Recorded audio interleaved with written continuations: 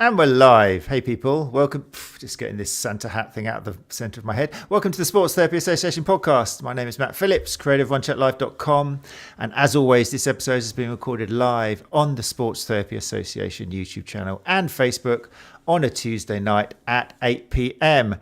And it is the Christmas, or if you don't celebrate Christmas, it's the end of the year stroke winter festival episode. And also, because, we've reached the final episode of 2025, which to the delight of my two Generation Alpha children is episode 267, or what I should probably say is 267. There we go. That'll make sense to some of you. If you're over the age of 15, it will mean nothing at all. I can see Scott there is nodding his head or shaking his head because he knows exactly what that is. So yes, we are reached episode 2.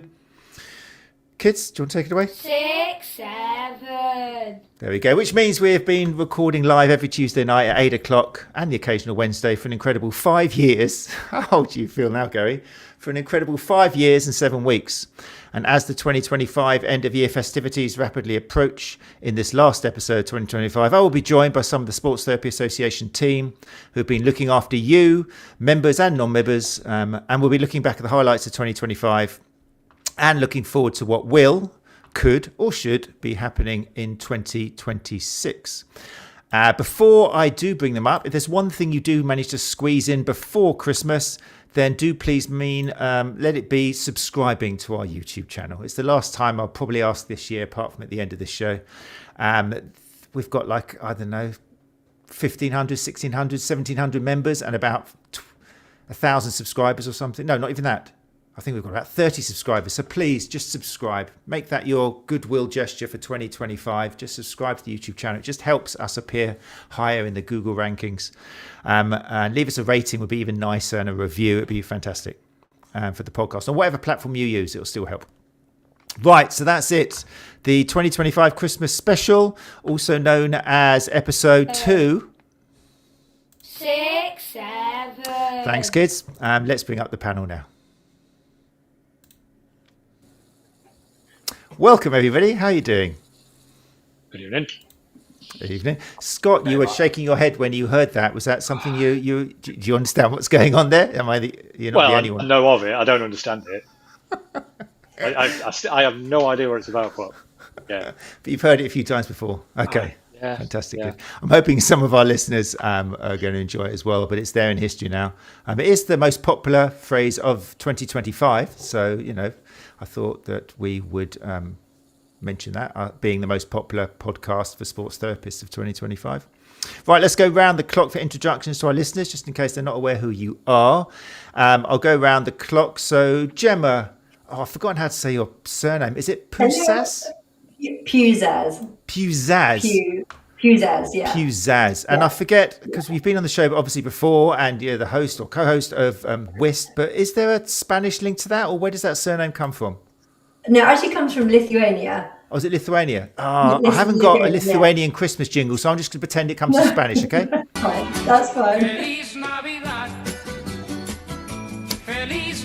So whenever we talk to Gemma tonight, there'll be a little bit of a Spanish/Lithuanian something going on in the background. So Gemma, tell us a little bit about who you are, where you are, what you do for the STA, and what you do in everyday life. Yeah. So I'm Gemma, and it's actually pronounced Puzas. So my husband says church pew with a bit of zazz. So that's how it's pronounced. So I joined. Well, I first met Gary a couple of years ago at the STA conference, and joined STA on the WIST committee. And I live in Poole. I run my own clinic from home, and I basically joined the WIST team, trying to help connect women. So I've been working on the WIST team this year, basically sort of running mentoring, probably over 3 monthly sessions, and we've kind of going with that all year. And basically doing that alongside working from home in the clinic. I've got 3 children, and this year I've also started a new job working in a school. So, fantastic! Yeah. You needed more children in your life then. yeah. Yes, nodding. I'm working with in a school with children with disabilities. I'm working in the physio team. I'm doing hydrotherapy and really love it. So it's a really nice balance alongside the clinic and obviously Wow. working with other amazing women in sports therapy. Fantastic. We'll talk more about WIST, as in Women in Sports Therapy, as we go on with the episode. But yeah, thanks for joining us, Gemma Puzas. Puzas, sorry.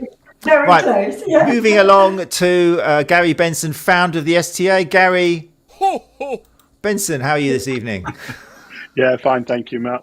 Hi, everybody.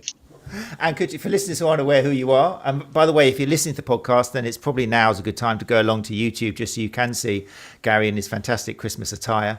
It's just well worth seeing. It's a juxtaposition of flavours and expression, so do check that out. But Gary, yes, for people who don't know who you are and what you do, give us a little summary. Yeah, I'm Gary. As Matt mentioned, I started the STA many years ago now, 12, 13 years ago. It was just what I wanted, a club for people who didn't want to be in a big club. I wanted a support network instead of a business model. And I think what we've proven over the past 12 months is that, we're doing that. Our membership's growing. We're providing more and more resources. And I'm doing what we set out to achieve. And so I'm really pleased. Fantastic. And that's really important. And we'll mention that again as we look at what have we achieved this year as the STA. I think it's important to note, like you say, what we set out to achieve at the beginning and what goals we have every year. So that's really great. We will come back to all of that. And now moving round the circle to Scott. Scott, I couldn't find out a little thing for you, so I'm just going to call you Santa's little helper. There we go. So Scott Loynes. If Gary is Santa, then obviously you have got to be Santa's little helper. How are you? Tell us who you are and what you do. So I'm Scott. So I'm based up in the northeast. I've been a member now for nearly 6 years.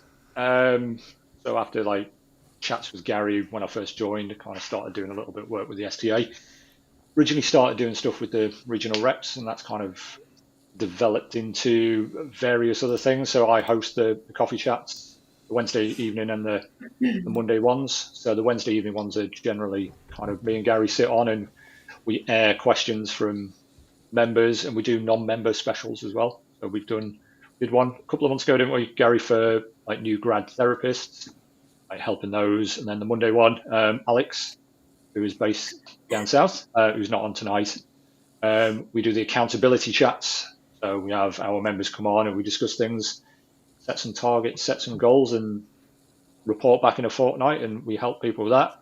And then we've also got Stevie Barr with us tonight, who is one of our new regional champions. So we've kind of evolved the regional reps to be less regional and kind of chosen the people we feel are right for it rather than people who are based in certain locations. And there's going to be some stuff coming out in 2026 with these guys as well. So, yeah. Amazing. Brilliant summary. And there's so much in there which we'll unpack a little bit later on, which shows kind of what the STA has been up to, including, like you say, the coffee chat, which is such an integral part of what we're talking about, collaboration, which we'll mention later on, and a safe place for people to share problems and maybe solutions instead of seeing everybody else as competition. So amazing summary there from reporting for duty. Scott Loynes. So, and then finally, as you introduced, Stevie Barr, who some of you might know.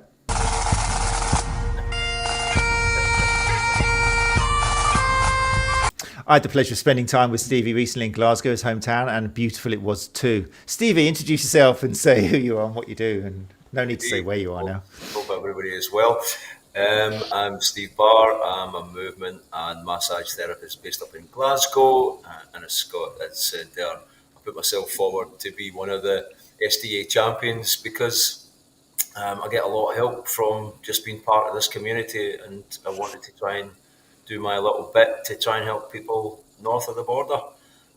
Started up a Facebook page a little while back for Scottish therapists just to try and get everybody on a sort of collaborative train and see if we can just move things forward and get some CPD up here and various other things.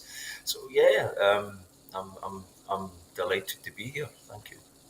Thanks, Stevie. And it's great, yeah. As Scott said, the whole champion idea. I can't think of anyone who would want to be a champion more than you, Steve. So it's great that you're taking up that role, and we'll talk about it a little bit later on. I'm not being sarcastic, Stevie, honestly.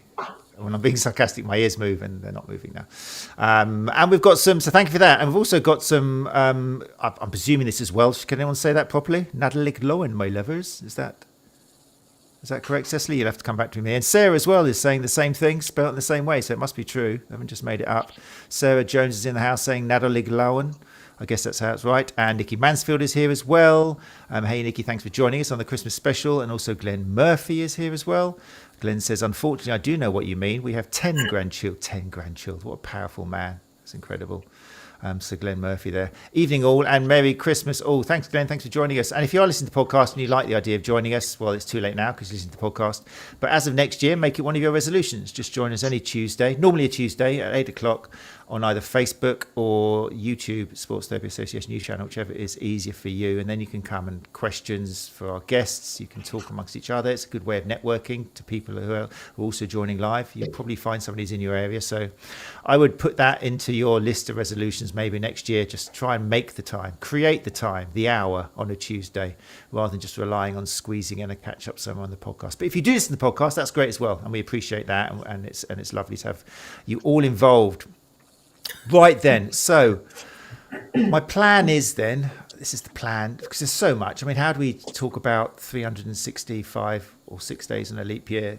It's just impossible. So I'm going to take us through kind of how the podcast formed the year, and then maybe each of you and all of you probably get involved in different areas. We'll have a little chat about how the STA kind of was involved in all of that, and how each of you maybe proceeded and benefited maybe from something. So the way I'm going to do that is we'll start off by having a little look at the beginning of the podcast, beginning of the year, and you can jump in, you guys, whenever you want. But one of my personal goals through the power of the podcast, we had a lot of downloads, but I really wanted to kind of make sure that we focused on therapists' health as well, the well-being of the therapist. It's a big thing in healthcare that we do spend our lives looking after other people, and normally that is the risk is there that we're not looking after ourselves and we expend all that energy on other people. And if you're not careful, you're not putting anything back in the tank. And that's probably why there's such a burnout, not just in our industry, but also in physiotherapy and osteopathy and a lot of professions where you're kind of giving.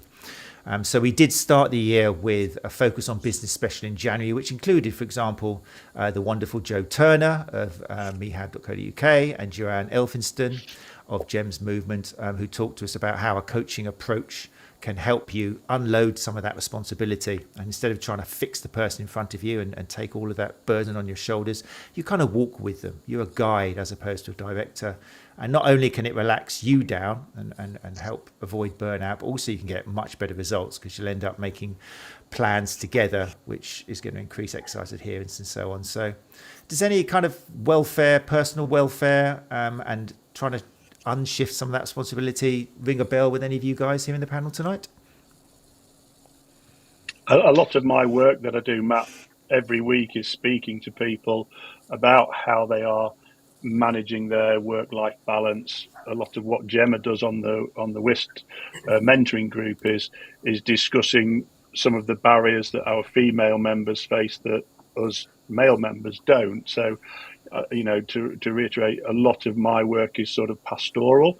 It's, talking to people about, their mental health or anxieties, how you measure success, about imposter syndrome, all of those things. And that takes up much of my working week. Yeah, it's a big thing, isn't it? And do you notice that more people are actually reaching out and asking for help on that? Is that something you're seeing, or has it always been just crazy on your phone? No, I think I consciously, about 18 months ago, mentioned my own anxieties and the journey I'd been through. And I think what that did was give confidence to people that, I have got enough experience and enough knowledge to help them. And so as a result of that, I did receive lots of messages of support. And I've probably got 25 of our members now on fortnightly or monthly calls. I had one today with one of our members who's just gone through a really, really tough cancer diagnosis treatment and is now come out the other end. And we just spent 40 minutes just having a chat and having a laugh and generally making each other feel better. and that's what I do the job for. You know, I don't teach anymore. I don't get the job satisfaction from inspiring the next generation, but I do get the job satisfaction from supporting people. That's brilliant. Which in a nutshell, I guess, is, like you said earlier, what you set up the STA for. No one should be alone. And I think in this era we're living in, where life has got so much more stressful because of lack of money, and also this idea we can have everything at our fingertips, and when we can't, it makes it even more impactful. It's so impossible for people to have someone to reach to, and that's the whole idea of the association. That's what we're here for. Gemma, Scott, Stevie, any tips on how to avoid burnout? Is it something you've been through yourself and had to make some changes because of being a healthcare provider? Yeah, I mean that's part of the reason why I joined the STA is from meeting Gary. And I think when I was wandering around the Therapy Expo a couple of years ago, I went there and I wasn't quite sure what I was looking for. Obviously, I just thought I need to learn more. But actually what I was needing more than anything was just sort of, I was feeling probably a little bit isolated and lonely. And I think the minute I joined, I kind of started chatting with Gary, and he was kind of like, look, come back here if you need to. It was kind of, it just instantly felt like a little community that I hadn't had for a very long time. And I think chatting to Gary that first 6 months after joining the STA, it made me realise what I'd been missing a long time. And that's why I wanted to join WIST, because when I then started talking to a few other people, a lot of people were like, okay, actually, yeah, they've felt similar as well. So I think, well, actually, this would be a good opportunity. And once I joined WIST, and I came up first time sort of a year ago when we went to the Therapy Expo, I put out a questionnaire asking a lot of people, what do they want most? And actually they said they were feeling a bit isolated and lonely, and they felt like sort of work-life balance, those two things were an issue. So yeah, I definitely feel like recognizing there's something missing is the first step, recognizing there's an issue. And then I think just finding whoever you can to reach out to and talk to and get support from. And if we can be that for anyone, then yeah, I definitely want to give back after how supportive Gary's been with me. So I think making changes, if you carry on doing the same thing, you get the same results. So I think making changes, and even the last time I came on this podcast, I was so nervous I could hardly talk.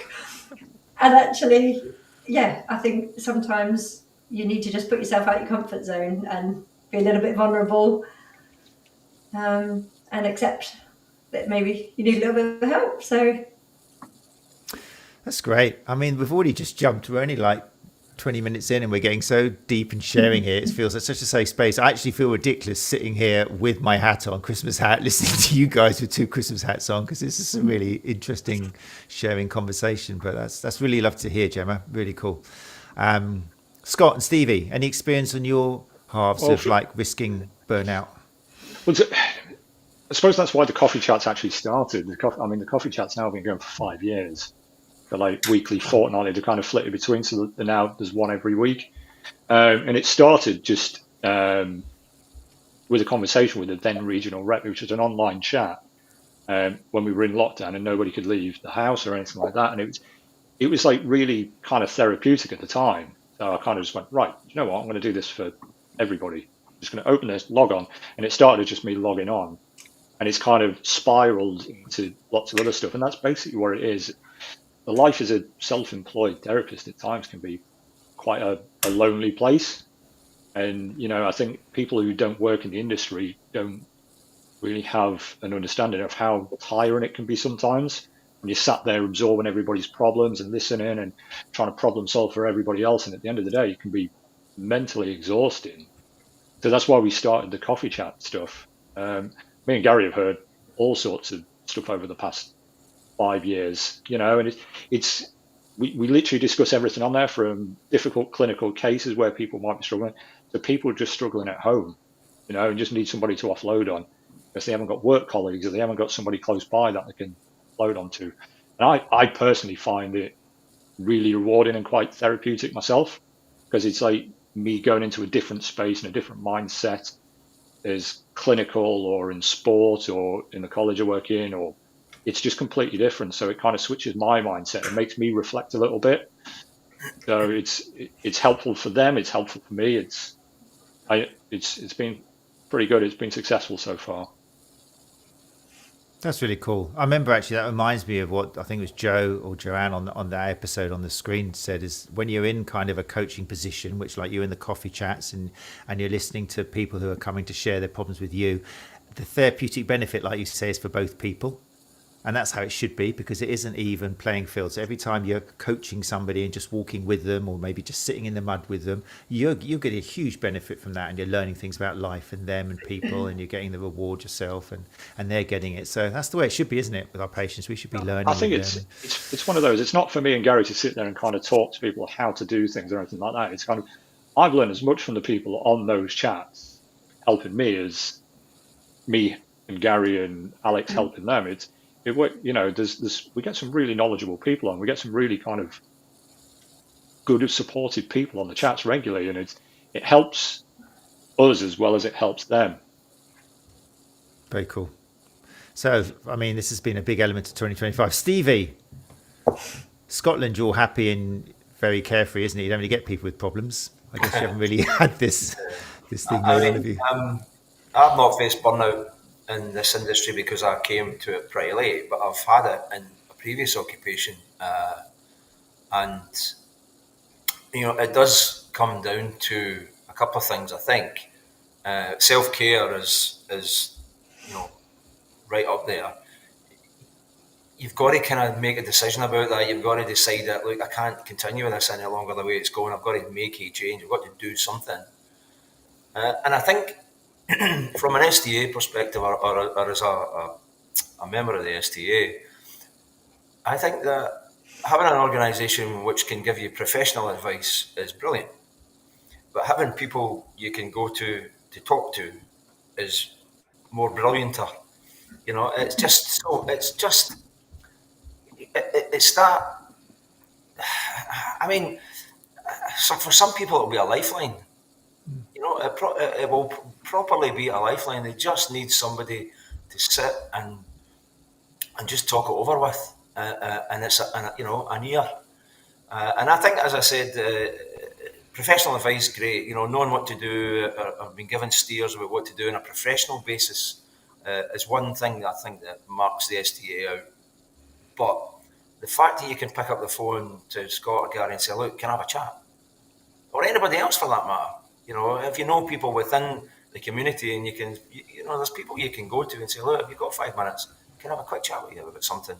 And there's an ear there, there's a voice of reason there that you can just sit and say, actually, yeah, I'm on the right lines here, or I need to make a change, and having that there in the background there is absolutely vital, because as Gary said, as Scott said, and Gemma too, actually, it can be a real lonely place to be if you're self-employed, and having a community to bounce into when you like is a really great thing. So hats off to you guys for being so supportive the way you are. I think, Matt, what's important is, when we talk on the coffee evening chats, when we talk on these podcasts, we talk about having the luxury of time, over other allied health professions who are constrained by a system. We have, in a clinical environment, we have an hour, 90 minutes to spend with somebody. And I think that's really important at building those therapeutic relationships. Now, what I have the luxury of spending time with some of the members. Some of them are really good friends. With some of them we have a laugh. Some of it's quite serious. Some of it can be quite dark at times. But it's that spending time with people and talking to them, and for me personally, getting an understanding of the cross section of members that we have. That's really important. And as Gemma mentioned, as everybody's mentioned, having that sense of belonging is really important. And I think the whole reason for setting this up was because I felt that the other stakeholders out there were more of a business model, and what I wanted to try and achieve was having a support model. And it's sometimes it's frustrating, sometimes it's gratifying to see that now other people are starting to follow our lead. And I read a newsletter the other day that was very similar to our format. It spoke about very similar things that we're doing. And so, my goal of increasing support for members, not just for the STA members, but the wider members, I think that's coming to fruition. And, we've had some great collaborations over the last year. So I'm really positive moving forwards. That's really cool. That's really nice as well. It's really nice that somebody can say that, you're conscious and rejoicing in the fact you're looking after your own members, and also indirectly the members of other places as well, because at the end of the day, you just want to look after all therapists. So that's really nice to hear. Hannah Tabram has said in the comments, just to read this out for people, Hannah Tabram says, "Evening all." Hey Hannah, dipping in for a moment before I have to shoot off again. Really appreciate all the support we get from the STA. Life can be stressful at times, especially when you work alone, and having someone to talk to is massively valuable. Thanks, Hannah. It's a big thing, and I think that's probably one of the biggest things I think that's happened this year that I've witnessed is just an increase in communication and people actually opening up a little bit, talking to each other, not feeling so embarrassed. And I'm hoping next year, 2026, is going to be, now we've got that engagement and communication, I'm hoping next year is going to be collaboration, because to get collaboration, you need to have trust and communication and to feel safe and non-judged. So now we're going to try and take that both within the STA and with connections we've got outside, and really collaborate for the benefit of the industry and each other's businesses as well, which will be great. And indeed, in the episode Focus on Business, which we started in January, we had probably the champions, I think, of collaboration over competition at the moment, which was the Unbound project with Andy Thomas and Andy Hosgood, Andrew McCauley later on the year. And that was a great episode, which kind of opened up the year to this focus on communicate with each other. Rather than hiding your problems and trying to sort it out yourself, the person down the road who you think is your competition has probably found a solution to that. So talk to them, find the solution, and then take your own business and make the great things even greater, and they can make their great things even greater. And just work together for your own selves, and ultimately your clients will benefit from it as well. So very cool. Somebody who doesn't seem to be struggling at the moment is Jake, who has messages from Texas saying, "Good afternoon from Texas. The sun is shining. It's about 20 degrees. Thanks, Jake. Hope you have a nice Christmas. Bye." No, we'll read that a little bit more. We should explain, why is Jake sunning himself in Texas at the moment, Gary, given that he's your son?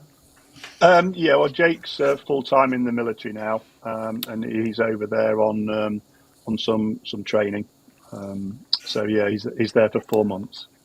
Yeah, it doesn't make me feel any less hateful from him at the moment. He says, listening whilst playing racquetball. Hey, poor thing. Tough life. Hope everyone has a great Christmas and looking forward to all the plans. Yeah, Jake is, for people who don't know, if you're in the STA, what sort of stuff does Jake cover, Gary, without putting his name against it? Yeah, so Jake joined us during COVID when he was made redundant from working in aerospace logistics, and at the time we needed somebody to do business development, and Jake's degree is in business enterprise. So interestingly, he wrote an assignment on the STA whilst he was at university, and basically, in a nutshell, said, "Dad, it's not a good business model." And I rejoiced because I'd achieved what I set out to be. It's not a business, it's a support network.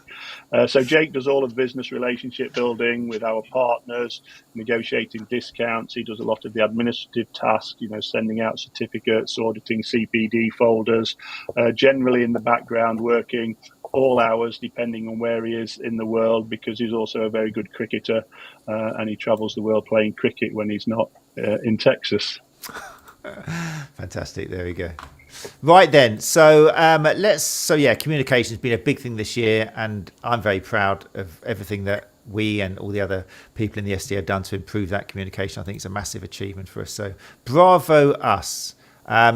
Moving on to another thing, which I think is another thing we kind of spearheaded and continued throughout the year to focus on, is women's health. Straight away with February, we did a month on women's health. And for example, the episode we did on breast weight management was something I'd certainly never heard anywhere else in any other podcast, maybe on an obscure physio one, but it was something which we got loads of feedback from particularly obviously from female therapists who had never thought about, even for themselves, let alone for their clients, of asking these questions and taking into account. We had the wonderful Siobhan O'Donovan, who joined us at the STA and Townsend Hub conference as well. Such a great educator and entertainer in terms of the way she presents everything. So yeah, we continued. We had people like Christian Bird and Joe McEwen of the Menopause Movement talking about bone health and muscle mass at menopause. We had Michelle Lyons of Celebrate Mulierity talking about pregnancy-related back and pelvic pain. And then we also had Gemma Parry, which was the 4th episode in that February focus on women's health, who talked about female athletes and how women are certainly not small men.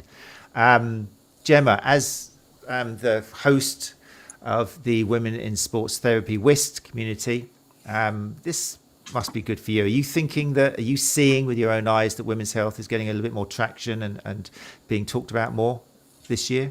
Definitely. I mean, especially with the group of women that I've been mentoring this year, it's something that obviously we talk about a lot, and actually quite a lot of the women are looking at sort of going down the route of specialising in women's health.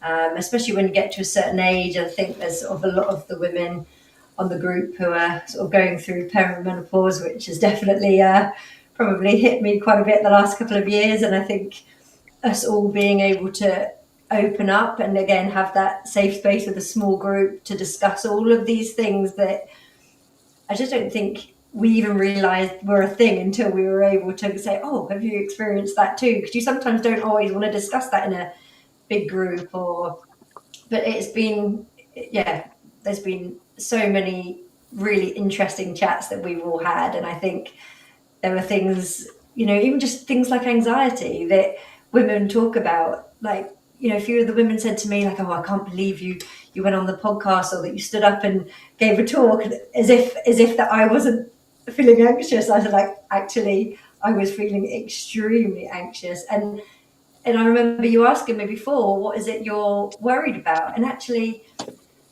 I definitely think when perimenopause hits, anxiety is definitely a real big thing for women. And I think alongside sort of memory, like that fear of being asked a question, and just, I know it definitely hits me of just your words just can't come out. You can't process what you want to say, and it just comes out in one big blur. But actually being able to say, yeah, that it's okay.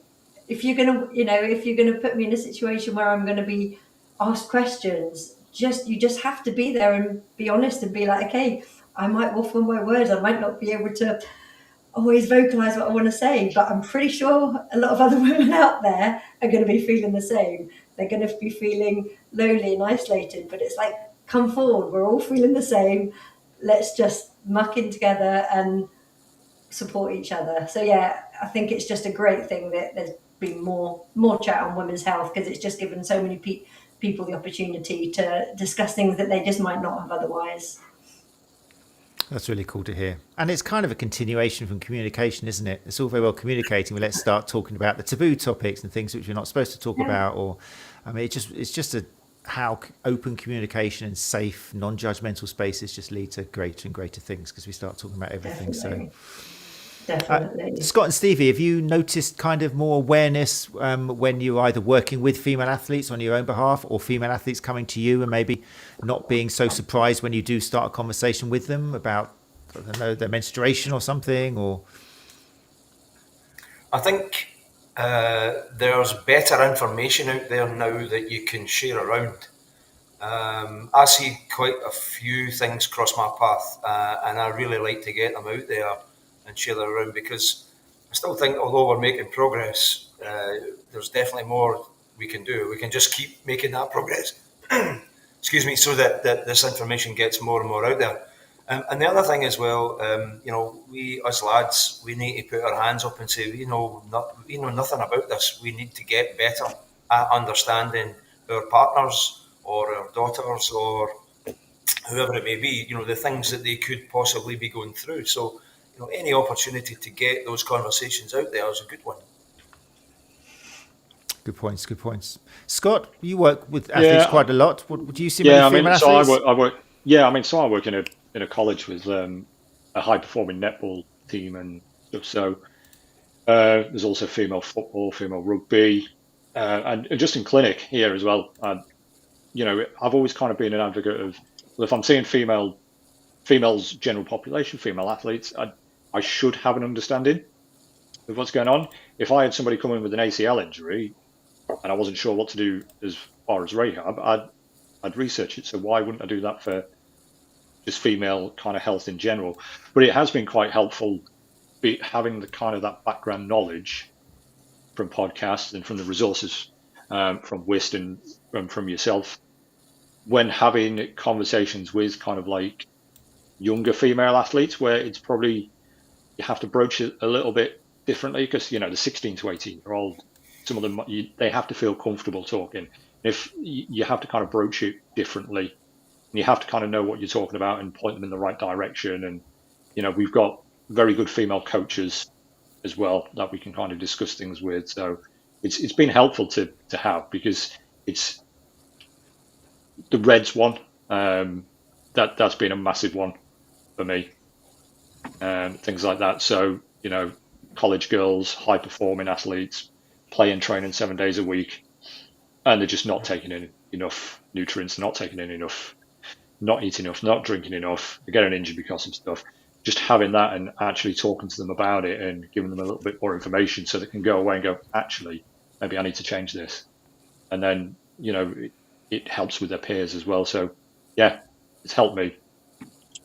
Good work. I think it helps all therapists, because I think a lot of these areas, but women's health, for example, if you start understanding women's health and how important some of these questions are, I think it helps you re-weigh how important what you're doing with your hands is, for example. I'm not saying we take the hands away. The hands can form a very important part in relaxing down the nervous system, etc. But when you realize the importance of looking at energy availability and looking at potential history, even whether, if they've had difficult pregnancies and all this other questions you need to ask, it makes you realize you're so much more than just a bender, twister, prodder, scraper, mover. And you start looking at other things which can amplify your service. And that's going to give you better reputation, better results, and probably happy with life, because you really will help people a lot more by having these conversations and referring on when you do discover there's something maybe that needs checked out by somebody else because you're working outside your scope of practice. So it's a great area and something in which, again, we've been proud to get involved in. I'm sure we'll mention it in a little bit when we look at the conference later on that we had in Exmouth. But I do want to move on to through the year a little bit. What else? There's a question there, actually. James Morgan from Barefoot Physio in Exeter said, Fran, who's his far, far, far better half, established women's wellbeing initiative following the conference. So, yeah, thank you, James, for that. It's really nice to see because, again, it just gives business owners the confidence just the awareness to start something else off. And people like James and Fran, more than capable of doing anything they set their minds to. If we can kind of sow a seed and help business owners think this could be really useful for your clientele, then great. They then go and do the hard stuff of setting it all up. But it's Matt, great. There was a question from James earlier about are many members employed? It's true. Sorry, James, I missed that one out. Are many members employed? So the last survey that we did, 87% of our members were self-employed in some capacity. They might have had a day job. They might have been working in admin or retail or the bakery or the supermarket whilst they built their client base. But actually, employed roles is less than 10% of our members. And I think that's, really indicative of, the jobs that are out there at the moment. The figures that we quoted at the Therapy Expo were probably somewhere around about 5,000 registered with a membership body sports therapists out there, probably 4 times as many soft tissue therapists, probably a couple of thousand sports rehabilitators, and we're all looking for those 400, 500 jobs working in professional sport. So there aren't the number of employed roles, especially after the budget of the previous year with the increase in national insurance contributions.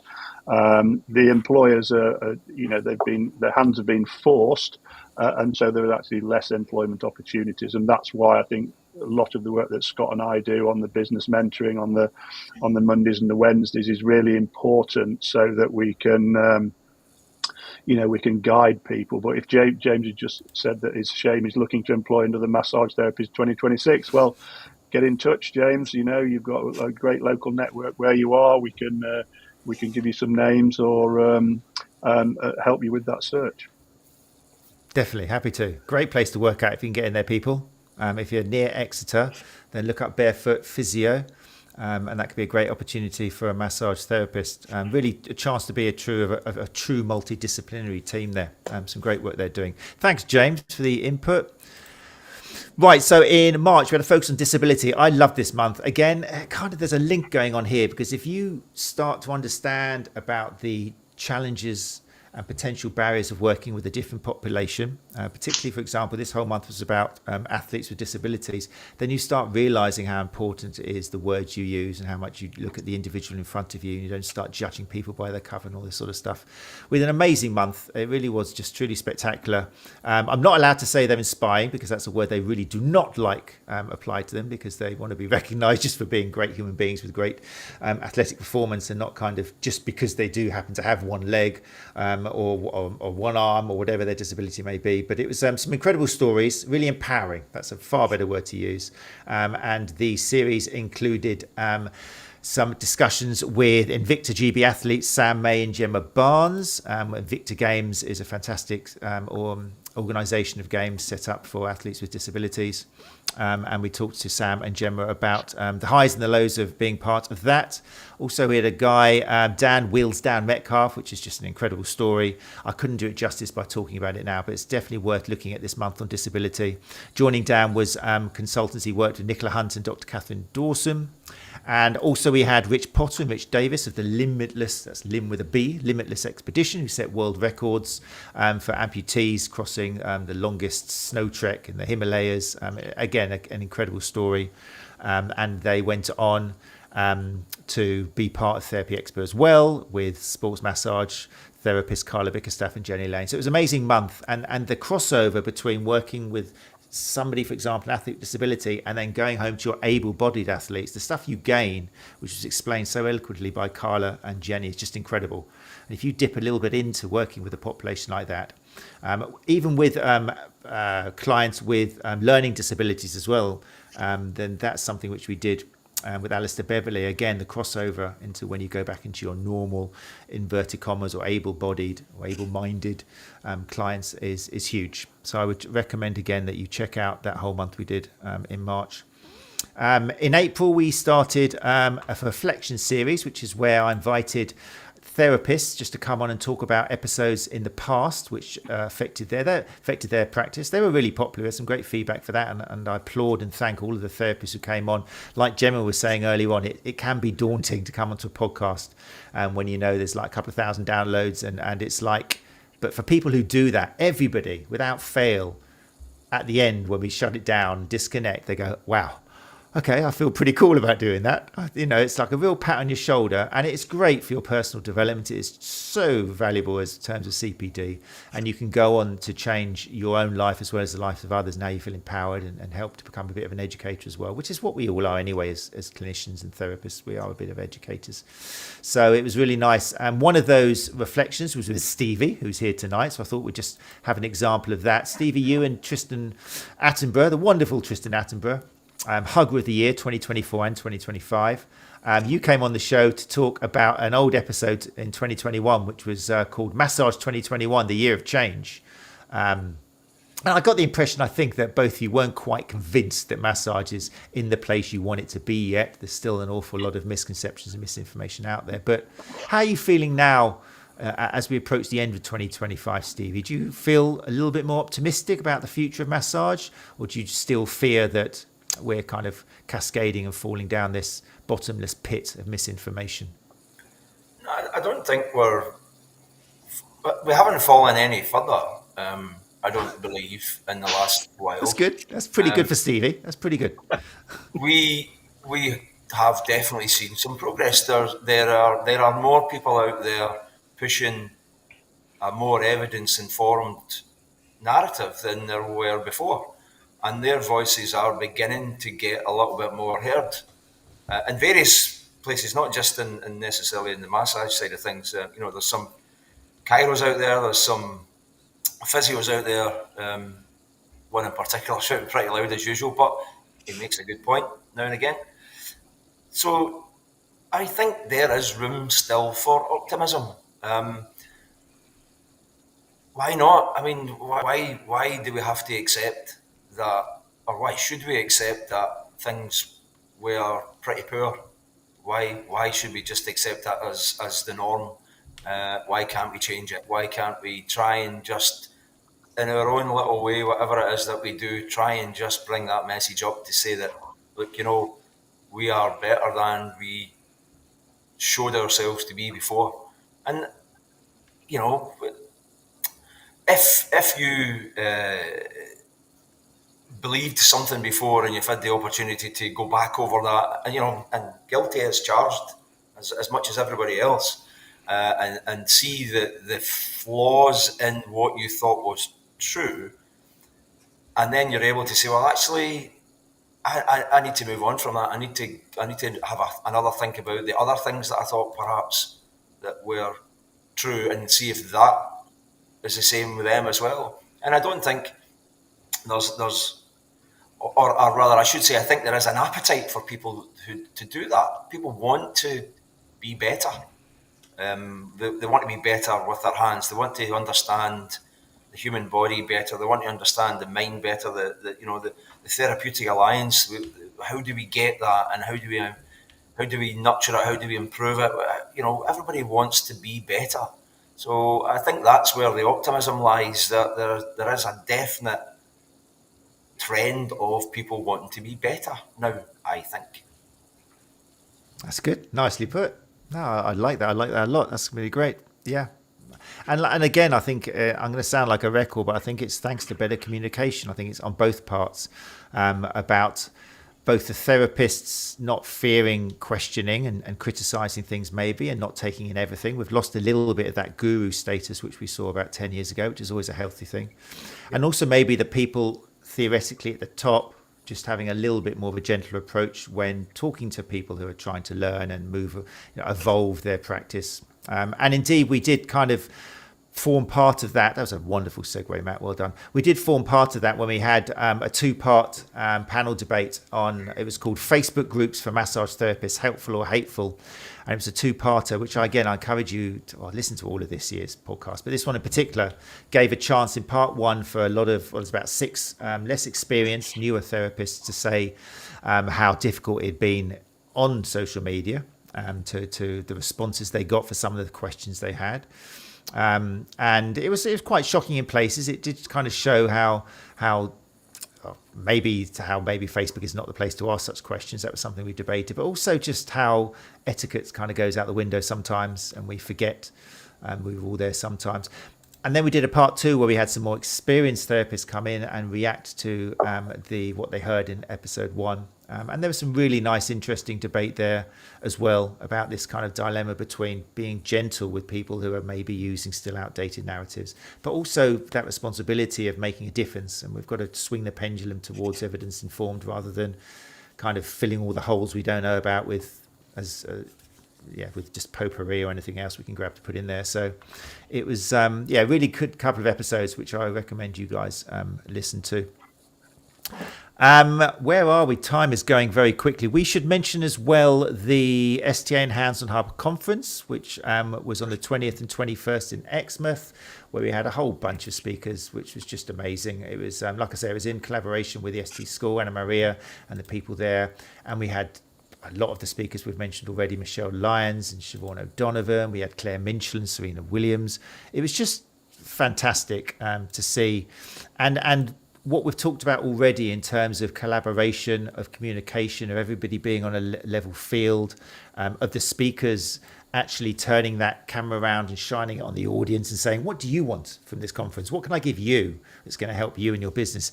It was pretty much, I think, there's a few problems with timings and that, but it was pretty much a textbook on what we wanted. There was a few problems on timing. Sorry, Andy Hosgood, again, I'll apologise once a month. But yeah, it was everything we talked about put into action, and it showed it could be done. So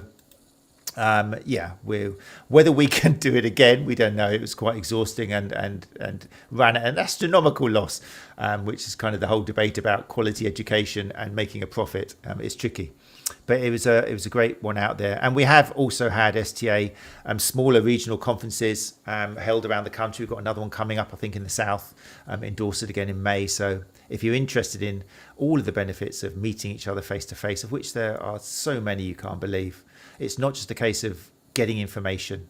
If that was the case, just download a PDF or watch a video. It's about mixing with your peers. It's about having the chance to ask questions on the spot, to reflect, to adapt the information you're given to you.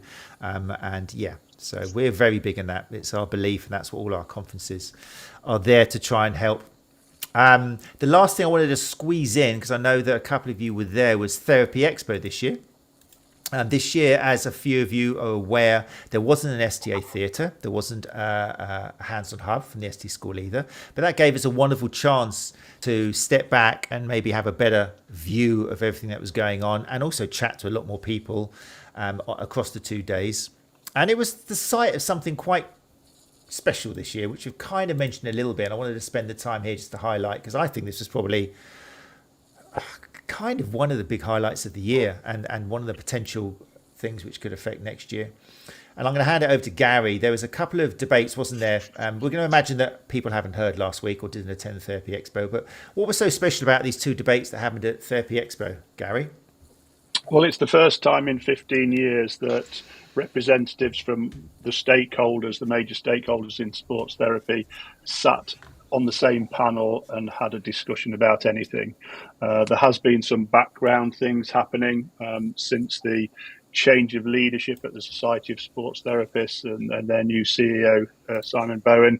He's been instrumental in getting us all around the table. It's something that I'd been pushing through for, as I said, for over 15 years, and it never happened. So just to get us all on the stage and be accountable, really, to our members, to ask questions, and we discuss what does it mean to be a sports therapist. And my two academically recognised colleagues, as I referred to them, were promoting, if you like, or advocating the graduate route into sports therapy, and I was trying to balance the argument there with vocational training, the historical diplomas, advanced diplomas that were apparent in the late 80s, 90s, and noughties. So, I think what we came to was a broad understanding of what a sports therapist is, the competencies that we should hold, and there will be some more collaborations going forward.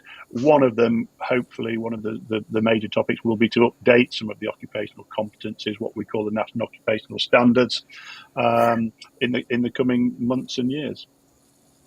Yeah, it was really cool, and I like to repeat it because I don't think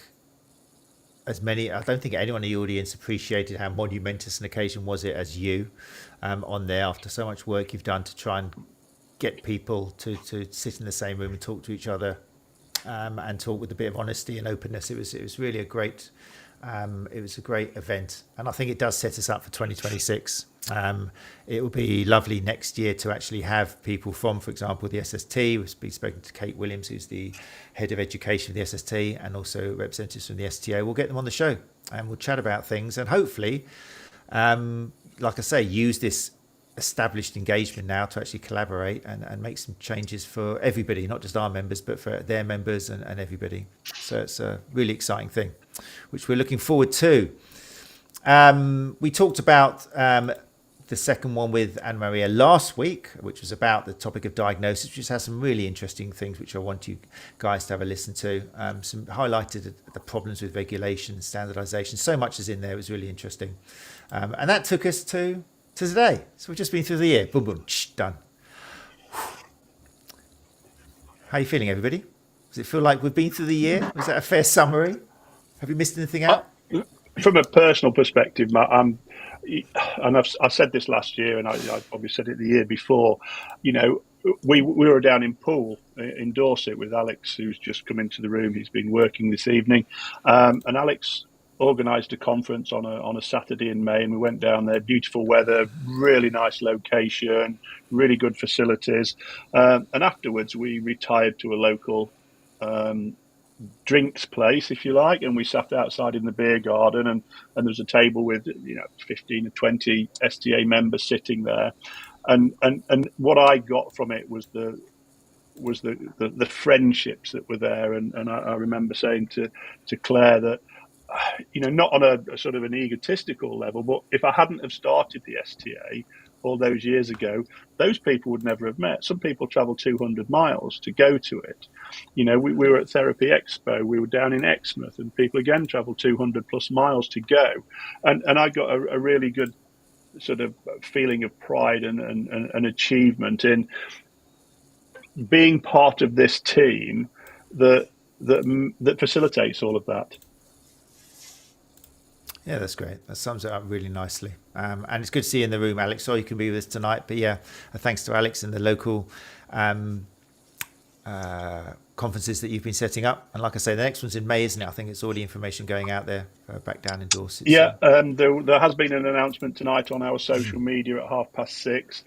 But just to put it into some sort of context, we are in negotiations to hold a conference in Norfolk, one in Nottingham in the East Midlands, and Ludlow with Mike Rice of Movement Therapy Education in the early to summer parts of this of 2026. Fantastic. Very exciting. And if you are listening to the podcast and you want to stay in touch with that, then the simplest thing is to either just follow the UK_STA across all social media sites, or you could even consider, if you're not ready, becoming a member of the STA, which is ridiculously cheap. I'll let you know now. It's £75 a year, because we don't have to hide our prices. We just put them out there because we're dead proud of them. But yeah, £75. And if you're interested in becoming a member, then if you use the code podcast25, that's podcast25, you'll get an extra 3 months on top of those 12 months. So for £75, you'll get 15 months instead of the 12. And it's only valid for new members. And if you are a level 3 and qualified after 2014, then do make sure you opt for associate member when you join up. Right, there we are. Gemma, Scott, Stevie, anything you'd like to add with a reflection on 2025 or hope for 2026? I mean, yeah, I'm happy to jump in there. I have to say, with the group of women that I've been speaking to in the mentorship program this year, I've felt just so immensely proud of kind of just how everybody has been just so lovely and supportive to the other women that they met, and they've just made a really lovely little group, to the point where some of them have continued. They're going to continue doing like a monthly accountability session like that. For me, was a definite win, and made me feel very proud to know that they were going to continue with that. So yeah, and I think next year we're going to continue. The next lot of dates are going to be sort of put out over the next few days to start another group in January. So can't wait to get started and speak to, hopefully get another group of women bonding and accountable and supporting each other. Fantastic. That's great to hear. Very cool. And I love this has all come from somebody who, as you said, in such honesty, that you were wandering around feeling lonely and isolated at Therapy Expo, and Gary sticks out his 5-foot arm and just pulls you in, not even metaphorically, probably literally. And yeah, now look what that's produced. That conversation is now allowing you to help so many other people as well. So that's great. So thank you for that. Scott and Stevie, any other thoughts or looking ahead at 2026? So I'm, if I look back at over the last year and kind of obviously Gary's kind of given us the platform to help members, but I want to thank the members who actually have interacted and kind of come on to the chats as well, because it makes it worthwhile. And seeing the journey of some of those therapists, from some of them have been coming on regularly now for 3-4 years, and seeing the journey of that is really, really nice to see. Going forward for me, we've obviously got Stevie in the room, Alex and Stuart as well, who's in the chat. They're some of our new STA champions. So we're going to be doing chats regularly across the year with them, because we have a lot of expertise. We've got a lot of knowledge within the STA itself. We're about showcasing that. So that's what we want to do. We want to kind of showcase their knowledge, their expertise, and see how they can continue to help our members as well. So that's what we've got kind of coming up as well over the next 12 months. Fantastic. Very exciting. And Stevie, your thoughts for 2026? What are you looking forward to, either with the STA or through the STA, or just put on personally?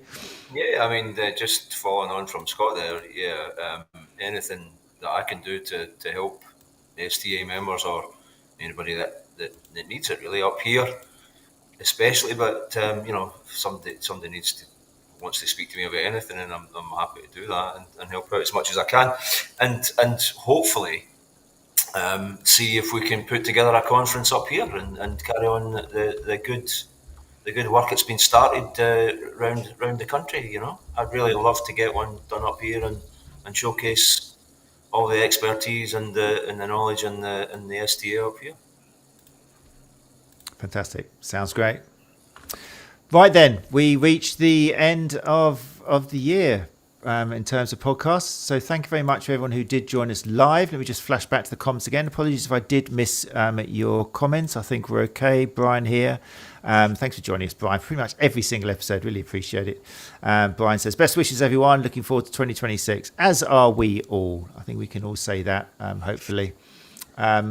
I'd just like to say, I think on behalf of everyone, thanks to Gary Benson, our founder, who I think we've all alluded to the idea that were it not for him, we wouldn't be doing any of this. So thank you very much, Gary. And you don't have to say thank you, Matt, for all of the podcast episodes. Please don't take the focus away from you like you normally do. It's just thank you, Gary, and that's it. Gary. Thank you, Gary. Thank you, Gary. Gary, shush, done.